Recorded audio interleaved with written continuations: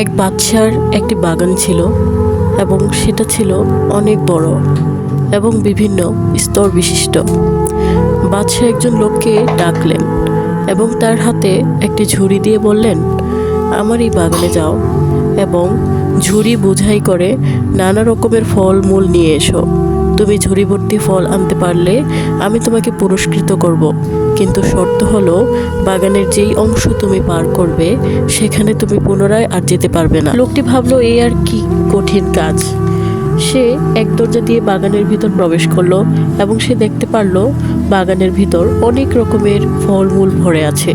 সে বাগানের সামনের অংশে গেল এবং সেখানকার কিছু ফল তার পছন্দ হলো, কিন্তু সে ভাবলো আচ্ছা আরেকটু সামনে যাই, দেখি সেখানে হয়তো আরও বেশি উন্নত মানের ফল পাবো, সেখান থেকে ঝুড়ি ভরে ফল নিয়ে আসবো, তাহলে বাদশাহ হয়তো অত্যন্ত খুশি হবেন।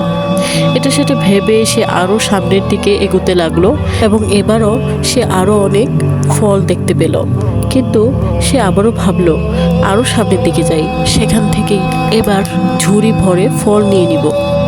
কিন্তু দুঃখজনক বিষয় হচ্ছে আরও সামনে গিয়ে দেখতে পেল সেখানে ফল থাকা তো দূরের কথা, ফলের গাছ পর্যন্ত নেই। সে তখন আফসোস করে বলতে লাগলো, হায় আফসোস, শুরু থেকেই যদি ফলগুলো কুড়ানো শুরু করতাম তাহলে এখন খালি ঝুড়ি নিয়ে আমার বাদশার কাছে ফেরত যেতে হতো না।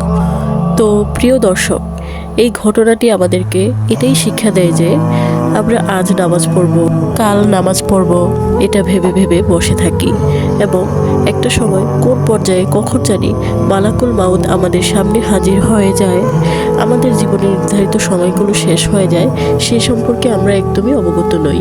তাই সময় থাকতেই আমাদের প্রত্যেকটা নামাজ সময় মতো আদায় করা উচিত।